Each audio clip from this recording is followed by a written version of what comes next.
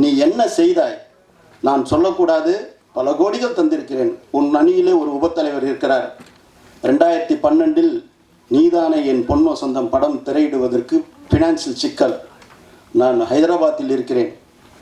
அங்கிருந்து ஃபோன் வருகிறது, கௌதம் மேனனுக்கு ஒரு ப்ராப்ளம், உடனடியாக 1 கோடி வேண்டும் என்று. அங்கிருந்து பேங்க்குக்கு சொல்லி 1 கோடி டிரான்ஸ்ஃபர் பண்ணுறேன். போய் இப்போ கௌதம் மேனனை கேளு. கௌதம் மேனனை நீ கேட்கணும். உன்ன மாதிரி பாயும்புள்ளி ரிலீஸ் ஆகும்போது உனக்கு ஃபோன் பண்ண, ஃபோன் ஆஃப் பண்ணிட்டு ஓடி போய் ஒளிஞ்சுக்கினியே, மறக்க முடியுமா? நாங்கள் அன்னைக்கு ஒரு விநியோகஸ்தரும் எக்ஸிபிட்டருமான லத்தீப் பரவி 2 பேர் தான் அந்த பாயும்புள்ளி ரிலீஸ் பண்ணுறது 25 லட்சம் பொறுப்பெடுத்துக்கினாங்க. இது சிவாக்கு தெரியும். அந்த நேரத்தில் ஒருத்தர் வந்து என்கிட்ட கொடுத்து, இந்த மாதிரி போக்கிரி ப்ரொடியூசர் வந்து 2 கோடி ரூபாய் விஷாலுக்கு கொடுத்துருந்தாரு, அந்த பணத்தை வந்து கொடுக்க முடியல, கிட்டத்தட்ட 2011 கொடுத்தாரு. இந்த நேரத்தில் வந்து அவர் வந்து ஒரு தயாரிப்பாளருக்கு 50,000 ரூபாய் கொடுக்க சொல்லி கடிதம் கொடுத்துருக்கிறாரு. அந்த கடிதத்தை போய் விஷாலுக்கிட்டே காமிக்கிறேன்.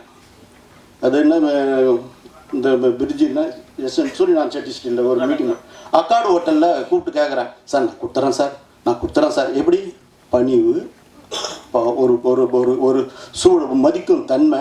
சார் நான் கொடுத்துறேன் சார், 2 விதமாக 25 கொடுத்துறேன். சரி தம்பி, நீ சொல்கிறதுக்காக நான் சொல்கிறேன்னு அந்த தயாரிப்பாளர் கூப்பிட்டு, விஷால் வந்து 25 தந்துறேன்னுச்சு, வெயிட் பண்ணு.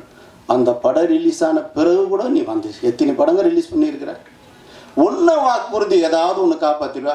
இப்போ ஒருத்தர் வீட்டுக்காக போய் ஓட்டு கேட்குறிய. உன்னை தயாரித்த ஒரு 20-25 ப்ரொடியூசர் 30 ப்ரொடியூசர் போல, எவன் வீட்டுக்குன்னா ஒரு தடவை நீ போயிருப்பியா சொல்லு. ஆகவே தயாரிப்பாளர்கள் ஓட்டு வாங்குவதற்காக அவர்கள் இல்லம் தேடும் செல்ற தம்பி, உன்னை வைத்து நடுரோட்டில் நின்று கொண்டு இருக்கிறான் பார். அந்த தயாரிப்பாளர் வரார்காடுலேருந்து ஒருத்தர் சொன்னார், சார் 8 படம் தொடர்ந்து லாஸ் சார். திருச்சியிலேருந்து சொல்கிறாங்க, எல்லா படமும் லாஸ் சார். அதை பட்டியலிடணுமா? இதை கொடுக்குறேன். பொய் சொல்ல, நாங்கள்லாம் ஆதாரத்தோடு சொல்லுவோம். திமிரு, சிவப்பதிகாரம், தோரணை, சத்தியம், வெடி, சமரு, பட்டத்து யானை, நான் சிகப்பு மனிதன், தீராத விளையாட்டு பிள்ளை, மருது, ஆம்பளை, கதகளி, பாயும்புலி, கத்தி சண்டை. என்ன இது? இத்தனை படம் எடுத்து படான்சல் ரொம்ப வருத்தப்படுறாங்களா, வேதனைப்படுறாங்களா? அது கூட கொடுமை. மதகத ராஜா 30 கோடி ஃபைனான்சியல் ப்ராப்ளத்தில் நிற்குது. அந்த படத்தை அந்த நிறுவனமே ஒரு சூழலில் வந்து பூட்டு போடுற அளவுக்கு சூழல். உன்னை வச்சு படம் எடுத்து என்ன கஷ்டப்படுறாங்க அவங்களுக்கு. அந்த படத்தை எடுத்துறது இந்த நிமிஷத்தில் நீ போகிறானே, நீ என்ன பொய் சொல்கிற? உன் பக்கத்தில் நிற்கிறார் பாரு ஒரு தம்பி, யார் அவர் பேர்? ஞானவேல்ராஜா. அவர் யார்? அவர் ஒரு படத்தை எடுத்து ரிலீஸ் பண்ணுறது 3 முறை ஃபினான்ஷியல் கிரிட்டிசைஸில் நிற்குது. அவர் இந்த சங்கம் வந்து பெரிய பெரிய பஞ்சாயத்தை தீர்த்தது ஞானவேல்ராஜாவுக்கு தான். உத்தமன் ரிலீஸ் ஆகும்போது எவ்வளோ பிரச்சனை. சரத்குமார் வந்து கிட்டத்தட்ட 3 நாள் தொடர்ந்து இரவும் பகலும் பாடுபட்டு அந்த ஈராஸ் குரூப்புக்கு பாம்பேக்கு பேசி, இங்கே ஃபைனான்சியல் வீட்டுக்கு போய் விடி பல்ல வளர்க்காம சாப்பிடாம உங்களுக்காக நாங்கள் அந்த நீ 10 கோடி குத்து மாட்டிக்கணுன்றதுக்காக நாங்கள்லாம் இறங்கி வேலை செஞ்சு இந்த சங்கத்தை உனக்கு ஆதாயத்தம் பண்ணமே, நீ பார்த்து கிண்டல் பண்ணுறியா? பழைய வரலாறு சொல்லணுமா? வேணாம். கொம்பன் பண்ண ரிலீஸ் எப்படி அழுத. இன்னைக்கு யூடியூப்பில் போய் ஓட்டு பாருங்கள். நான் பேச பேச பேச ஒரு அரசியல் தலைவருக்கு எச்சரிக்கை கொடுக்குறேன். டாக்டர் சார், நீங்கள் தயவுசெய்து எங்கள் திரையுலகுக்கு வந்துடாதீங்க சார். நாங்கள் அப்படிப்பட்ட படம் எடுக்கிறது இல்லை. எனக்கு ரொம்ப வேண்டியவர் நீங்கள். அப்படியேப்பட்டவர். நீங்கள் படம் பார்த்துருங்க. நீங்கள் யார் பேச்சே கேட்டுட்டு நீங்கள் சொல்கிறீங்க. இது அப்படியேப்பட்ட படம் இல்லை. குடும்ப பாசத்தை, மாமனார் மருமனுக்கு அன்பை, பாசத்தை, ஒற்றுமையை, உணர்வை, உணர்ச்சியை கொப்பளிக்கிற படம் சார். சொல்ல சொல்ல இவன் கண்ணை கசிக அழுதுன்னே இருக்கிறான். அதெல்லாம் பொய்யா? என்ன கட்ட பஞ்சாயத்து? பிரகாஷ்ராஜ், உன்னை கேட்குறேன், நாங்கள் கட்ட பஞ்சாயத்து பண்ணோமா? நான் சொல்லணுமா? உனக்கு என்னென்ன பிரச்சனைகள் வந்துக்குது, அந்த பிரச்சனைகள் இந்த தானு எந்த வகையில் உதவி செய்தேன்? ஏன்னா இந்த நேரத்தில் உனக்கு செய்த உதவி சொல்வது எது கொச்சை. அது நான் பண்ணக்கூடாது. சோம்பேறிகள்னு சொல்கிற தயாரிப்பாளரை நீ சுறுசுறு பண்ணாரா?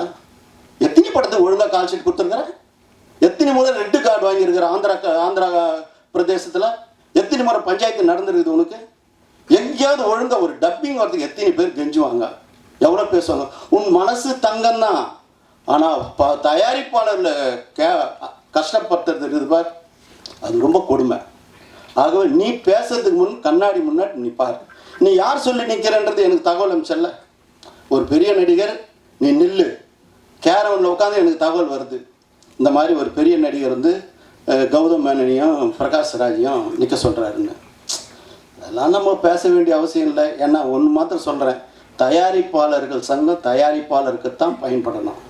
ஏன் நடிகர் சங்கத்தில் வந்து தலைவராக போட்டியிட்டிய அவங்க ராதாரவியும் சரத்குமார் மேலே கோபத்தில் நீ பண்ணிய அன்னைக்கு 4000 நாடக நடிகர்கள் இருந்தாங்க, அவங்களுக்கு 30 வருஷமாக பதவியில் இருந்தாங்க, ஒரு வாய்ப்பு கொடுக்கணும், உனக்கு கொடுத்தாங்க. கிட்டத்தட்ட 100 சில்லற ஓட்டில் ஜெயிச்ச, 65 ஓட்டு அங்கே ஊந்துருந்தா நீ தோற்றுருப்ப. நாங்களாம் இறங்கி வீடு வீடாக போயிருந்தோமோ நீ ஜெயிச்சிட முடியுமா? அடுத்ததோட நீ நில்லு, நாங்கள் இறங்கி காமிக்கிறோம், நீ ஜெயிச்சுட்டு பார்க்கலாம், என்ன டெபாசிட் வாங்குற நாங்கள் பார்த்துறோம். எதுக்கத்தாலும் அகந்த ஆணவம் அகங்காரம் முதல் திருந்து. இப்போ பார்த்தா முகத்தை போட்டோவில் பார்க்கறது கஷ்டமாகுது. முதல் வந்து ஃபேஷியல் பண்ணிக்கிறோம் முகத்தை வந்து. இப்போ போய் அகத்தின் அழகு முகத்தை ஒரு குரூரம் வரக்கூடாது, சாமிங்காக இருக்கணும். நாங்களாம் படம் எடுக்கணும்ல, நாங்களாம் படம் எடுக்க மாட்டோம்னு வச்சுக்கோ. நாங்களாம் தொட்டால் எங்கேயோ திரும்ப உட்கார வைப்போம்.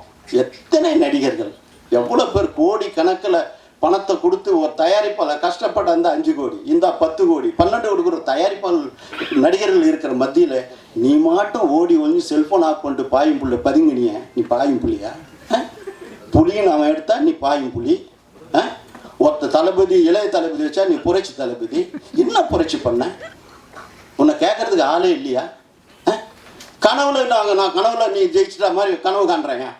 ஒரு பிரச்சனை, நீ ஊட்டியில் இருக்கிற ஷூட்டிங் நடந்துட்டு இருக்கிற, இங்கே படம் ரிலீஸ் பிரச்சனை 2 நாள் இருந்து முடிக்கணும். அங்கேருந்து வந்துட்டீங்கன்னா அந்த 2 நாள் ஷூட்டிங் யாரா பொறுப்பு? யார் தம்பி பொறுப்பு? சரி வராத போயிட்டீங்கன்னா இந்த படம் நிற்குமே, இதான் இருக்கணுமே. ஏன் இந்த மாதிரி அவலத்தில் உண்டாக்குற? எவ்வளோ கஷ்டம். இப்போ இன்னும் நிறைய மேட்ரு வச்சிருக்கிறேன். கிளைமாக்ஸ் இன்னொரு தேதி எப்போப்பா ராதா? 26க்கு நிறைய எவிடன்ஸோடு கொடுப்பேன். கொஞ்சம் நெஞ்சல் அவ்வளோ எவிடன்ஸ் வச்சுருக்கேன். உன்னால் ஒரு எவிடன்ஸ் சொல்லுது. கட்ட பஞ்சாயத்து எங்கே? நாங்கள் கட்ட பஞ்சாயத்து பண்ணி இன்னும் எங்களை பார்த்தா கட்ட பஞ்சாயத்து பண்ணுறேன். கை காசை குத்து பண்ணுவோம். எத்தனை படங்களை ரிலீஸ் பண்ணிக்கிறேன் தெரியுமா? எத்தனை படம் லிங்கா படம் ரிலீஸ் ஆகும்போது எவ்வளோ லட்சங்களை நாங்கள் கொடுத்துருக்குறோன்றது எங்கள் மனசாட்சிக்கு தெரியும். வந்திருக்கிற ஃபெடரேஷன் இருக்கிறவங்களுக்கு தெரியும். எப்படி நீ வந்து கட்ட பஞ்சாயத்துன்னு சொல்ல? ஊழல் சொல்கிறேன். டிசி தியாகராஜன் தங்கமோ தங்கம், வைரமோ வைரம், பவளமோ பவளம், கெம்போ கெம்பு, கோமேதகம். அப்படிப்பட்ட டிஜி தியாகராஜன் பொருளெல்லாம் இருக்கும்போது ஊழல்னு சொல்கிறீங்க. உனக்கு கஷ்டம் தம்பி, ரொம்ப கஷ்டம். உனக்கு வந்து வாழ்க்கை நல்லா அமையுமான்றது எனக்கு தெரியல. ஏன்னா பொய் புகன்றால் போஜனம் கிடைக்காதுன்னுவாங்க. ஆனால் உங்கள் அப்பா நல்லவர், உங்கள் அம்மா நல்லவர், உங்கள் அண்ணன் நல்லவர். உங்கள் அண்ணனை போய் கேட்டுப்பார். ஒரு சின்ன ஒரு பிரச்சனை, நான் எந்த மாதிரி அவருக்கு கூட நின்னேன்னு நான் தான் பார்க்கறது இல்லை. நான் பிரகாஷ்ராஜ் நம்மளாம் ஒத்துமையாக தானே இருக்கிறோம். எதுக்கு இனம் முதி கலாச்சாரம் இதெல்லாம் வேணாம். நம்மளாம் சகோதர வாஞ்சி சந்தோஷமாக வாழணும். தயவுசெய்து இனம் பிரித்து மதம் பிரித்து மொழி பிரித்து பேசாதீங்க ப்ளீஸ். இன்னும் எவ்வளோ கேள்வி கேட்டாலும் நான் பதில் சொல்லுவேன். நீங்கள் கேட்டிங்கன்னா நான் பதில் சொல்கிறேன். ஆகவே அதாவது இந்த தேர்தலில் எனக்கு வந்து பிரச்சனைகள் இண்டஸ்ட்ரியில் வரும் நிறைய வரும். அப்போ தோல் கொடுக்கும் தம்பி தூயோன் ராதாகிருஷ்ணன், அந்த சைடு சிவா, இந்த களத்தில் சென்ற இடம்லாம் சீரான வரவேற்பு இருக்கும் பொழுது, ஏன்னா நான் நல்லது நிறைய பண்ணியிருக்கேன். எல்லாரும் ஏன் நிற்கல போகிற இடத்துலலாம் நிற்கலன்னு ராதாவையும் கேட்குறாங்க, மற்றவங்களையும் போகிறவங்க அத்தனை பேரையும் கேட்குறாங்க, ஏன் தான் சார் நிற்கல, ஏன் தான் சார். நான் கொடுத்த வார்த்தை காப்பாற்றுறேன். ரெண்டாவது, செய்த வாக்குறுதிகள் அத்தனையும் அரசாங்கம் செய்ய வேண்டியதை தவிர, காவல்துறை செய்ய வேண்டியதை தவிர அத்தனையும் முடிச்சிருக்கிற. கேளு, பொறுப்பாரு. நீ நடிகர் சங்கத்துக்கு வாக்குறுதி குத்திய என்ன செஞ்ச? 5 நடிகர்கள் படம் எடுத்து நாங்கள் இலவசமாக நடிச்சு கொடுத்து நடிகர் சங்கம் கட்டட கட்டினேன்னு நீயும் 10 படம் நடிச்சிட்ட, உன் ஆரியாவும் 10 படம் பண்ணிட்டாரு, ஜீவா 5 படம் பண்ணிட்டாரு, அது விஷ்ணு விஷால் 4 படம் பண்ணிட்டாரு. இத்தனை பேரை சேர்ந்து இலவசமாக நடித்து பண்ணித்தரேன்னு சொன்ன வாக்குறுதி எங்கே போச்சு விஷால் தம்பி? எங்கே போச்சு? தப்பு. ஒன்று சொன்னால் சொல்லுல நில்லு, சொல்லும் செயலும் ஒன்றாகும், அதுதான் நமக்கு வாழ்க்கைக்கு நன்றாகும். ஆகவே அதுவும் செய்யறதில்லை. அப்புறம் நடிகர் சங்கத்தை கட்டடம் கட்டிட்டு நான் வந்து கல்யாணம் பண்ணிப்பேன், அதுவும் பண்ணாத இருக்கிற, கட்டடத்தையும் கட்ட காணும். என்ன செய்ய போற? எல்லாரையும் எடுத்தேன் கவுத்து. உன்னை கேள்வி கேட்டால் நீ தூக்குனா, நீ வந்து போண்டா பஜ்ஜி சாப்பிட்ற தயாரிப்பாளர் சங்கம்னு சொன்னதுக்கு உன்னை வந்து சஸ்பெண்ட் ஆர்டர் கொடுத்தா நீ என்னை நீக்கிட்டான்னு சொல்கிறிய. தம்பி, நீ ரித்தி சொல்கிறாரு 100 பேரை தூக்கிட்டேன்னு, அது எப்படிப்பா தம்பி? உனக்கு ஒரு பக்கம் நியாயம், நீ ஏளனம் செய்வே, ஏகடியம் பண்ணு, சோறு போகிற தயாரிப்பாளர் கேவலப்படுத்து, அது ஒரு நியாயமா? தப்பு தம்பி. இன்னும் நிறைய வச்சுருக்கிறேன், நிறைய இருக்குது. அடுத்து விவரத்தோடு வருவேன். யார் யார் கடிதம் கொடுத்துருக்குறாங்க, அதான் நடிகர் சங்கமே எனக்கு ஒப்புதல் கொடுத்துருக்குது கடிதம், மறந்துட வேணாம். அதுவும் எல்லார் கைக்கும் போய் சேரும். ஆகவே இப்போ யார் யார் சகோதரர்கள் நீங்களாம் அடுத்த பயணிக்க வேண்டிய பயணத்துக்கு நான் இடையூறாக இருக்க விரும்பலை. நீங்கள் ஏதாவது கேள்வி கேட்டிங்கன்னா தாராளமாக கேளுங்க. ஏன்னா கேள்வி கேட்கும்போது நானும் பதில் சொல்லுவேன். அதுக்காக சந்தர்ப்பம்